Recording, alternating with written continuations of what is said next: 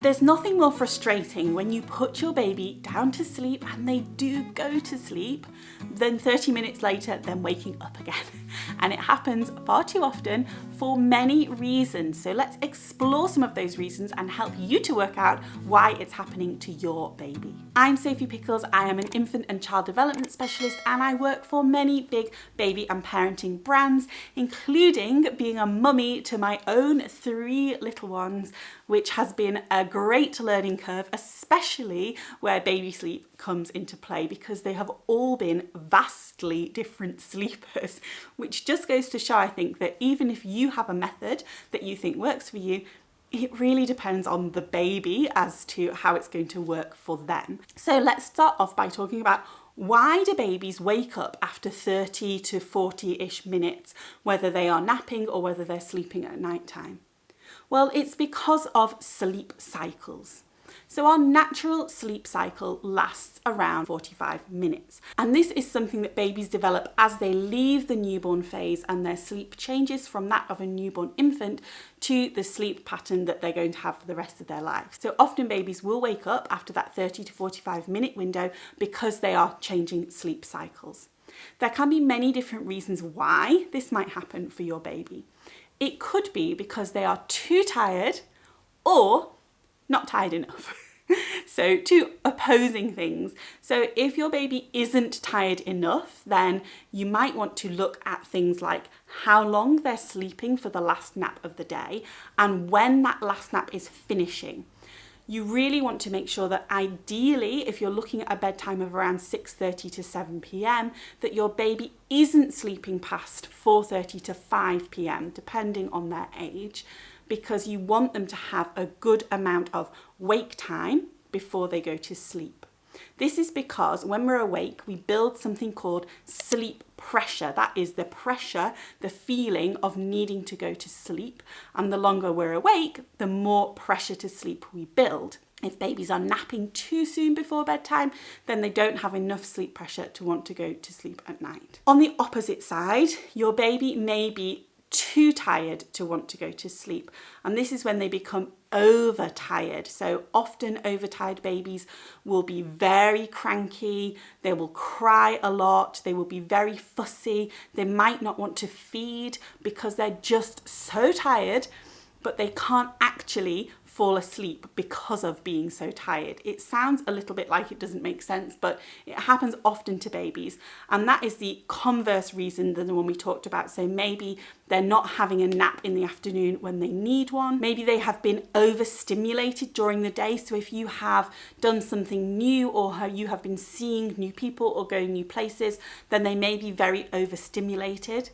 This can also be the case if there's a lot of background noise and noise disturbance or light disturbance. And that leads us on to our next point, really. So making sure that your room and your sleep environment is dark enough for your baby to go to sleep, and then when they rouse from that sleep cycle, to ease back into that sleep again. If your room isn't dark enough, that may mean that your baby isn't able to do that as well. You don't have to have a completely pitch black room, but I would say in my experience, the darker the better generally helps if you can. Background noise is also an issue, and although we shouldn't mask out background noise completely, using something like white noise, or actually I love brown noise the best, it makes a much nicer sound than white noise.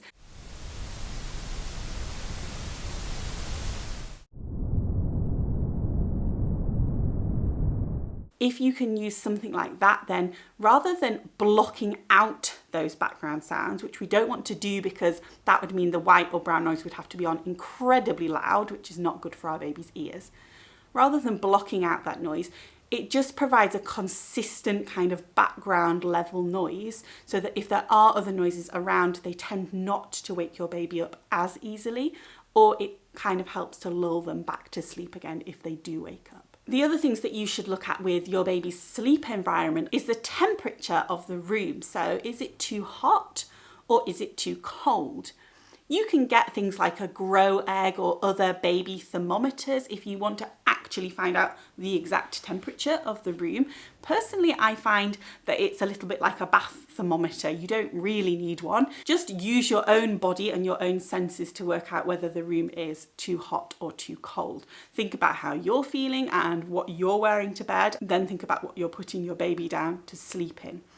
Remember that babies shouldn't be too warm when they're sleeping, because it can make them go into a very deep sleep, which can be incredibly dangerous and can increase the risk of SIDS. So we need to make sure that we're not making our babies too hot with too many layers and blankets. If you are using an extra blanket, then make sure it's a cellular one, the knitted one with holes in. I can't obviously specifically tell you because your temperature will be different from mine, but have a look and see what your baby should be wearing. There are lots of sleep charts online to help you with that.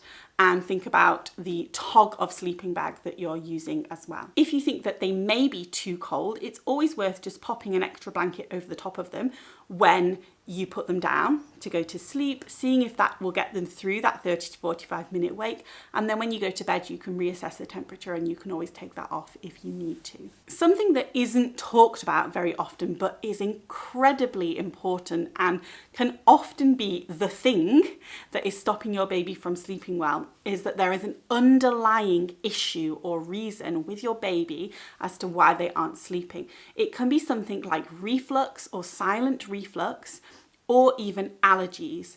Now, the thing about silent reflux is that obviously with reflux, we're seeing our babies being sick. With silent reflux, we don't have any physical sign necessarily that they have silent reflux, apart from them being very uncomfortable and very grizzly and unhappy, especially when we lay them down on their backs, because that can bring up all the acid. Think about when you're pregnant and you have heartburn, it's the same thing for them. Also, because often we've just fed our babies before we put them down, so that can also be an issue. Make sure then that you keep your baby upright for as long as possible before putting them down to help with that reflux. I won't go too much into depth because that is the topic of an entirely different video, but it is worth looking into. And then the other thing is allergies. It's quite common for babies that suffer with allergies like cow's milk protein allergy, which is I think the most common allergy for babies, if I'm not mistaken, that they will wake up for the same reasons really as the reflux when they're laying on their backs or after they have just fed. So if you have exhausted everything else, then it is worth looking into to see whether your baby has got any of those underlying issues.